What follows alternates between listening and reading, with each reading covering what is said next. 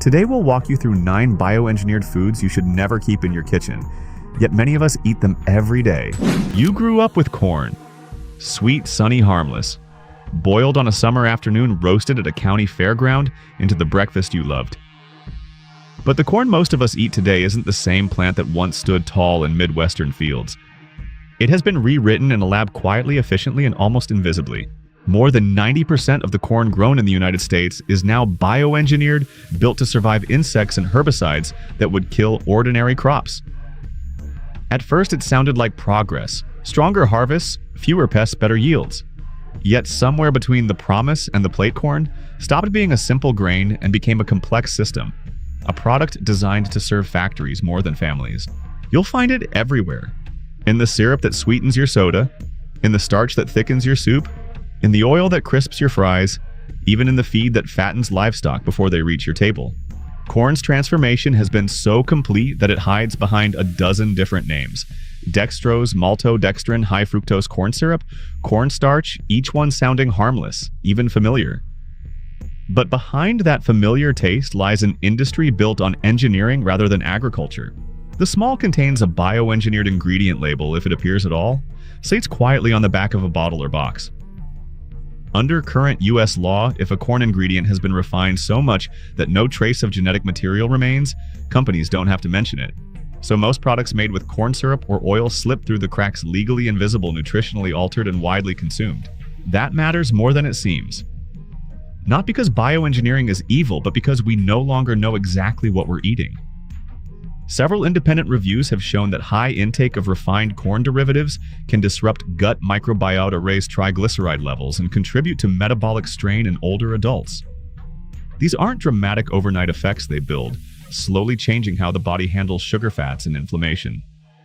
For a generation already dealing with chronic conditions, those invisible shifts add up. The deeper concern isn't the gene inside the kernel, it's the system built around it. When most American corn is patented, sprayed, and sold through a handful of corporations, the seed of life itself becomes a commodity of control. Farmers who once saved kernels from last season now sign contracts to buy engineered seed every year. The landscape that used to feed communities now feeds supply chains producing sweeteners, fuel additives, and industrial feed rather than simple food. And on our side of the counter, we pay another price. The human body doesn't recognize marketing. It reacts to chemistry. The more our diet leans on refined corn syrups and starches, the more our metabolism adapts, spiking blood sugar faster, dulling insulin response, and pushing the liver to work harder. Over time, that can mean weight gain that resists diets, fatigue that feels ordinary, and inflammation that becomes constant background noise. We were never warned because the shift happened gradually. Labels changed quietly, flavors stayed the same, and the word corn kept its glow of innocence. The illusion was perfect, a comfort food that stopped being natural without changing its taste.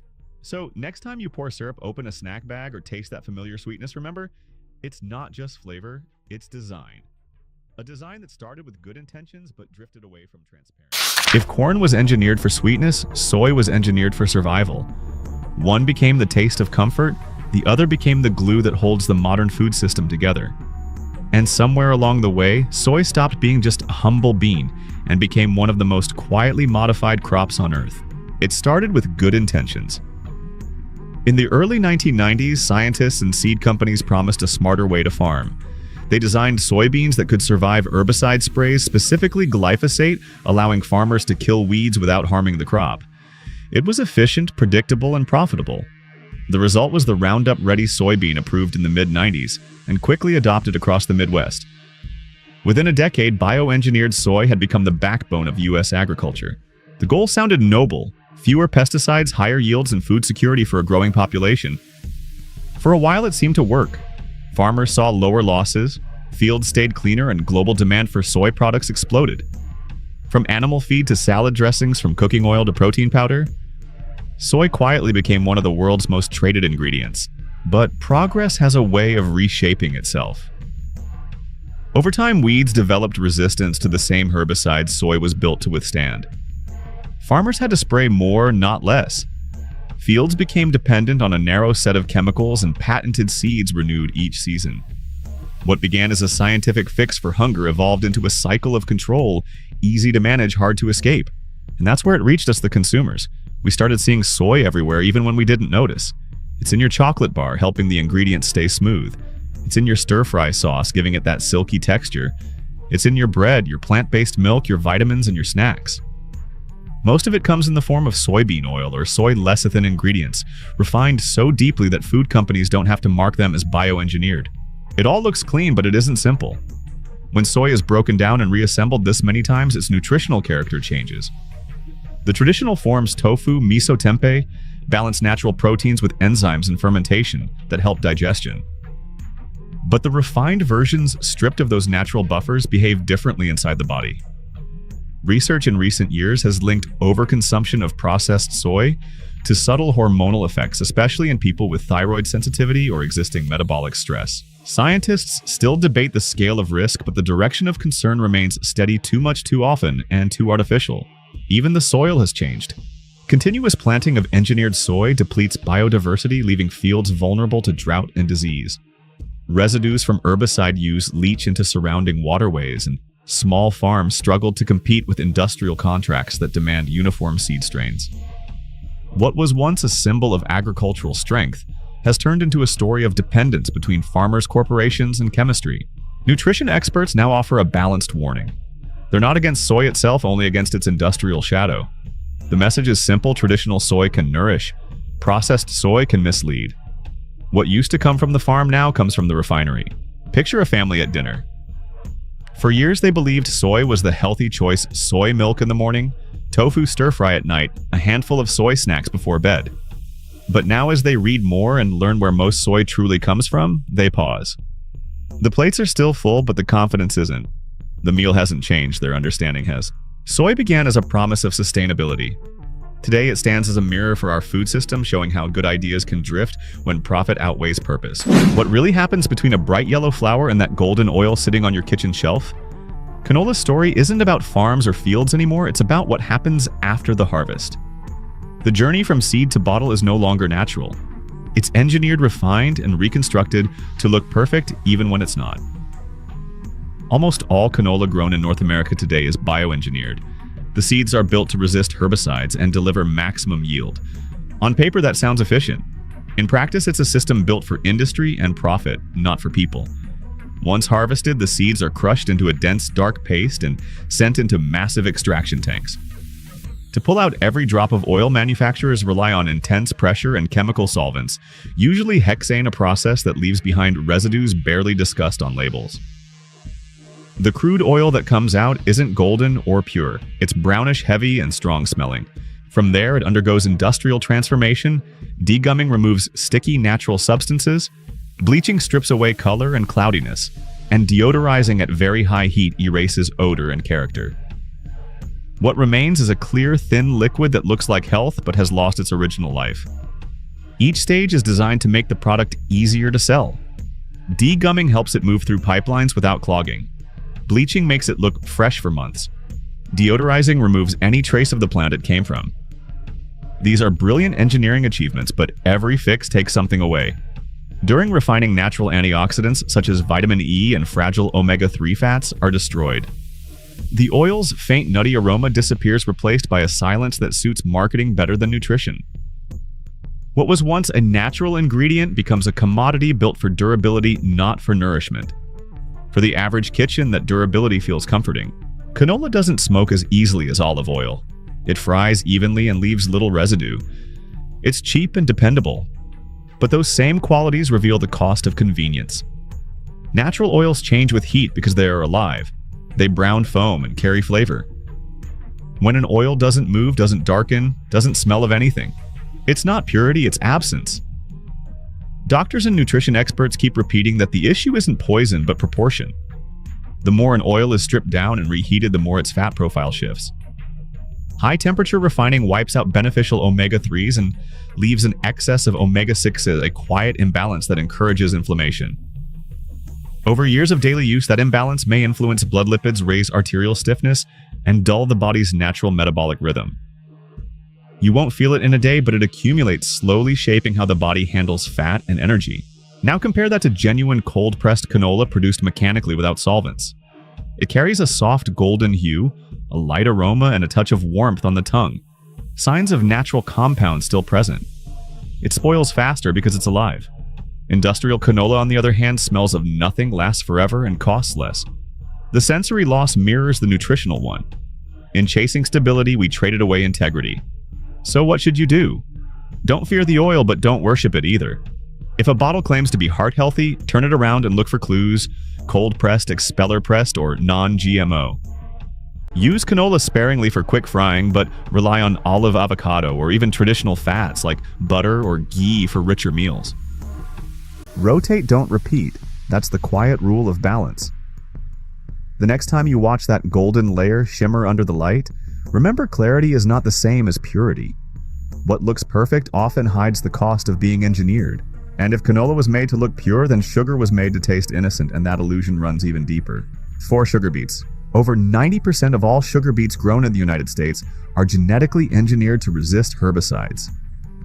That single fact now defines more than half of the sugar Americans eat each year, not from sugarcane fields swaying under tropical sun, but from industrial beet rows sprayed, sliced, and refined beyond recognition. Sugar beets were never meant to be glamorous.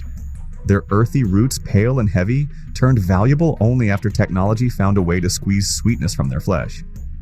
But bioengineering took that old method and pushed it into overdrive. Instead of traditional crossbreeding or selective farming, seed developers rewrote the beet's DNA to withstand heavy herbicide use, ensuring weed control and predictable yields. On paper, it meant efficiency. In the field, it meant dependence on modified seeds on chemical sprays on the same few corporations that own both. Once harvested, the process becomes almost mechanical. The beets are washed in large rotating drums, sliced into thin ribbons, and boiled in a chemical solution that extracts their sucrose. What remains is filtered, crystallized, and bleached until every trace of soil plant or gene is gone. The end product looks perfect, white, dry, and crystalline. The label says sugar. It doesn't mention beet bioengineered or chemically refined. And under current rules, it doesn't have to. In taste, beet sugar is almost identical to cane sugar. Your tongue can't tell the difference, but your body might. Studies show that heavily refined beet sugar can produce sharper insulin spikes than cane sugar, and is more likely to be used in processed foods that pair sweetness with saturated fats. The combination quietly stresses the liver and promotes inflammation over time. For older adults already managing cholesterol or blood pressure, that slow strain matters. There's another layer to this story, the sensory one. Cane sugar, even after refining, still carries trace minerals like calcium and potassium, and a faint golden tone from the cane itself. Beet sugar, stripped and bleached, loses all natural color and aroma. It dissolves faster in drinks and baked goods, which makes it ideal for large-scale production. In other words, beet sugar wasn't engineered to make your food taste better. It was engineered to make it cheaper and easier to process. The flavor of profit is consistency. Behind that consistency lies a quiet trade-off. Large-scale beet production depends on herbicide-tolerant seeds and routine chemical use, which leach into soil and water systems in regions like Minnesota, Idaho, and North Dakota. Communities around those farms rarely connect health symptoms to the fields outside their windows, but the connection exists. Over-reliance on a single engineered crop doesn't just reshape farming, it reshapes ecosystems from the microbes in soil to the bacteria in our gut. Yet it's not about fear, it's about clarity. Bioengineering isn't evil, but invisibility is. The problem begins when the product looks too perfect to question. We stopped asking where sugar comes from because sweetness feels innocent. But innocence fades when you realize that what looks clean may be the most industrial food on the shelf. So what now? You don't need to give up sugar entirely, you just need to know which kind you're using. When the label only says sugar, assume it's beet.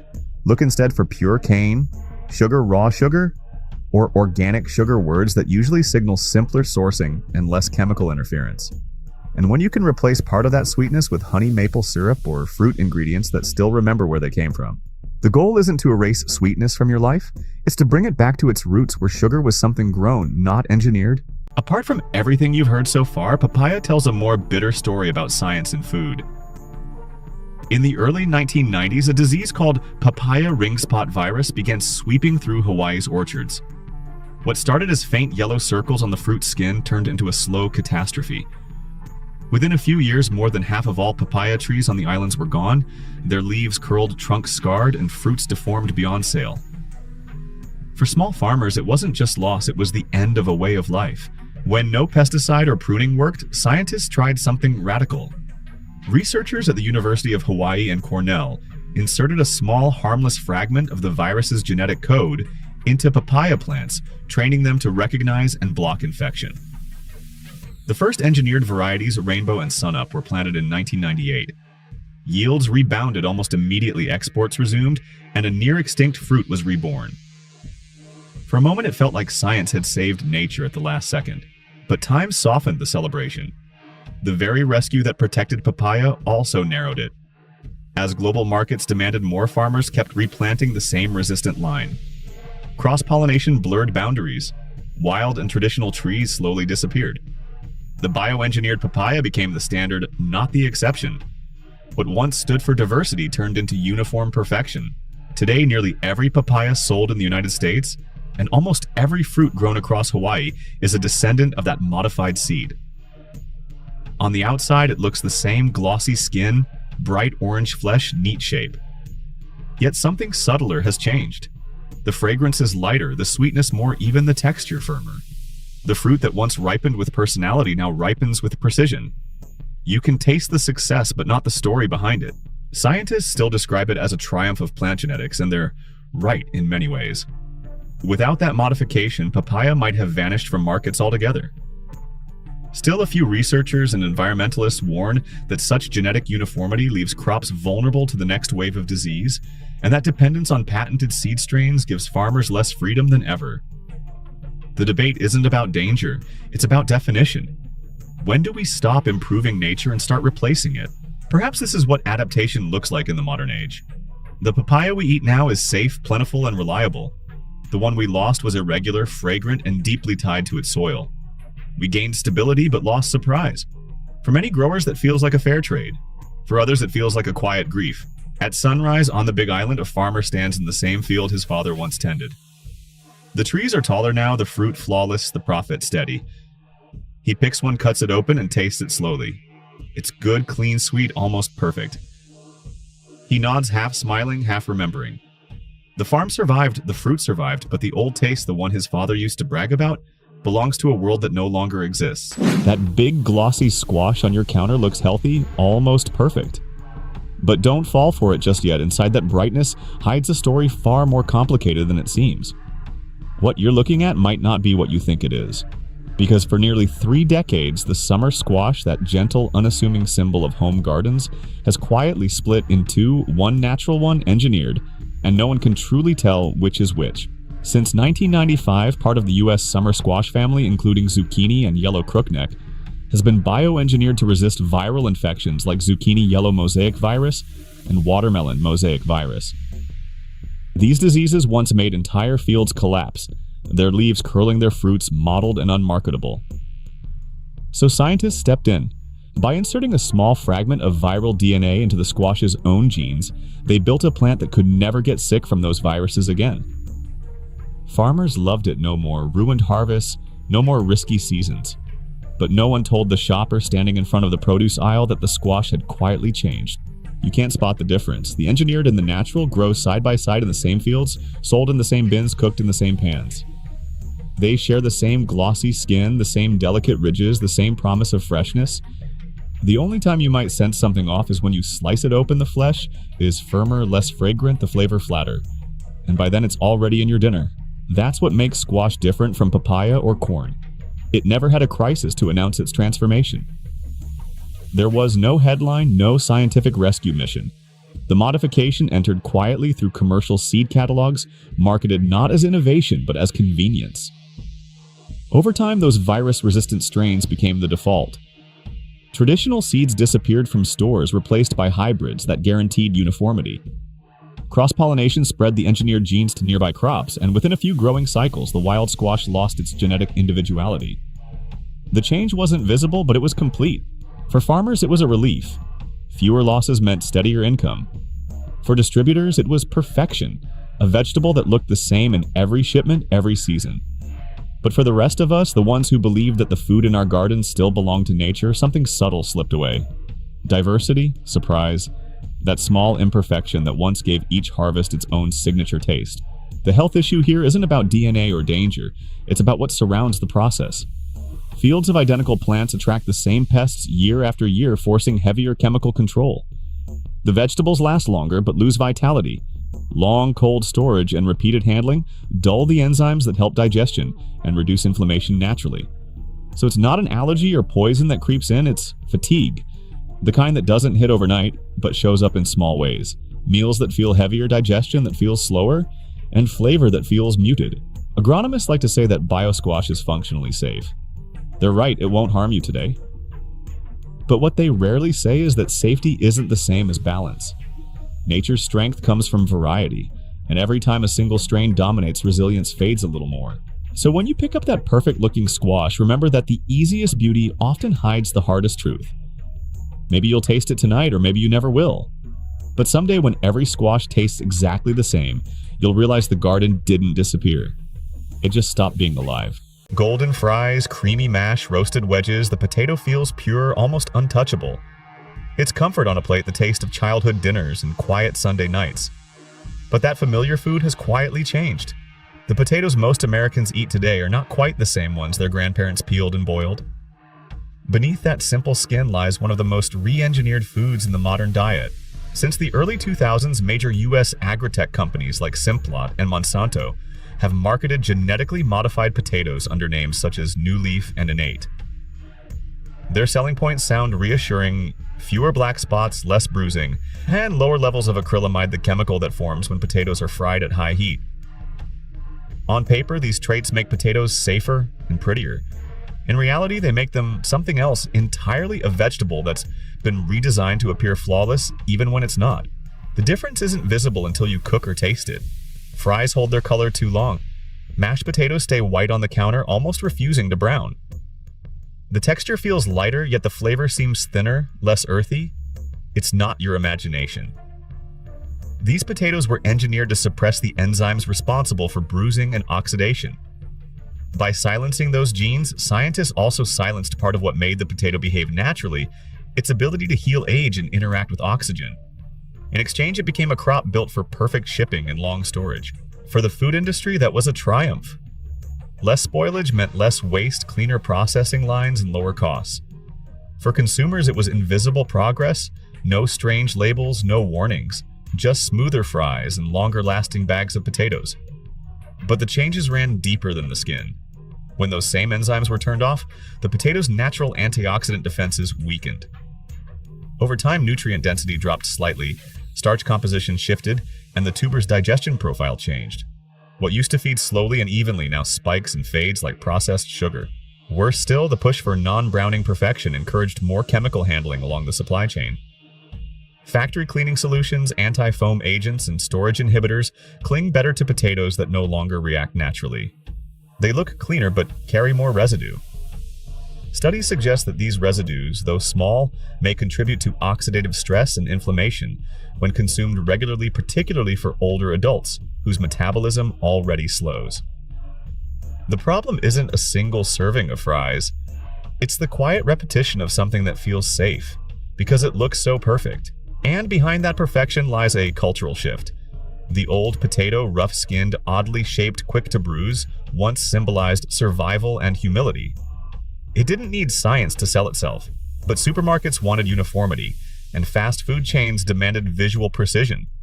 A bruise became a flaw, a black spot became a cost. The humble potato, once a farmer's treasure, turned into an industrial brand. For scientists, this was the natural next step. For farmers, it was convenience. But for the rest of us, something slipped away. The smell of fresh-cut potatoes used to carry a faint sweetness, a whiff of soil and starch. Now the scent is cleaner, milder, quieter, almost sterile. We gained a vegetable that lasts longer, fries faster, and wastes less. Yet somehow it feeds the body less deeply than before. In a small farmhouse kitchen, an old man sits by a bag of spotless potatoes. The ones his father grew were never this smooth. He remembers scrubbing off dirt, trimming bruises, and smelling the earth on his hands. The new ones slice easily, stay white, and never rot as quickly. He cooks them anyway. When he tastes them, the flavor is fine, clean, consistent, safe. But the warmth that used to linger is gone. The potato survived, but its story and its soul didn't. We were told an apple a day keeps the doctor away. But what if the apple itself changed? What if the same fruit that once bruised, browned, and softened with time has been reprogrammed to stay flawless even when nature says it shouldn't? Apples used to live honest lives. You picked one and it told you everything you needed to know. A bruise meant it had fallen from the branch. A brown cut meant it had been left too long. A soft spot meant it was near the end of its sweetness. But in today's markets, the apple you bite into might not tell the truth anymore. Because since 2015, scientists have been quietly teaching apples to forget how to age. They call it the Arctic apple, approved by the US Department of Agriculture and the FDA as one of the first genetically engineered fruits designed for consumers, not farmers.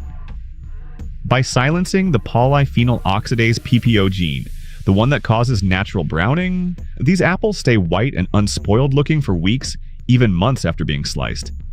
They were meant to reduce food waste to help apples stay pretty on shelves and in lunchboxes. But in silencing the gene for browning, we also silenced part of the apple's soul, the way it expressed time, air, and life. At first you wouldn't notice. The bite still snaps, the skin still glows. But the scent is milder, the sweetness strangely, even the aftertaste faintly chemical. Cut one open, leave it out, and you'll see nothing happens. No color change, no softness, no surrender. It looks eternal. That's the trick. It looks fresh, even when it's not. Scientists created that illusion by turning off 4 natural genes that manage the apple's self-defense system. Normally, when an apple is bruised or exposed to air, it releases protective enzymes that cause browning, part of how it fights oxidation. By turning that reaction off, they removed the warning sign that told both the fruit and the eater it was changing. The apple stopped showing decay. And when something no longer shows decay, it no longer shows truth. Supporters argue this innovation helps reduce food waste, no more discarded apples from school lunches or factory cuts. And maybe they're right. But something else is happening quietly inside the fruit. By removing those enzymes, the natural antioxidants that once helped our bodies fight stress and inflammation decline too. The sugar balance shifts slightly during long storage, leaving apples with more sweetness, but fewer nutrients. You can't taste the loss, but your body feels it over time. Less satisfaction, quicker hunger, a bite that fills the mouth but not the memory. The apple has always been more than food. It was symbol, story, and trust. The first fruit children learned to draw. The emblem of knowledge and temptation. The gift you gave to teachers to say thank you for honesty and care. Somewhere between those meanings, we made a version that refuses to show imperfection, and in doing so, we taught our food to lie politely.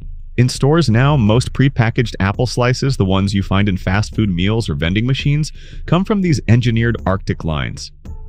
They stay perfect white and quiet. You don't see the passing of time anymore, you see the illusion of control. Maybe that's what people wanted: a fruit that doesn't embarrass them, doesn't bruise, doesn't age. Early one morning, a mother packs lunch for her child. She opens a small plastic bag filled with perfect white apple slices. They look as fresh at dawn as they will at noon.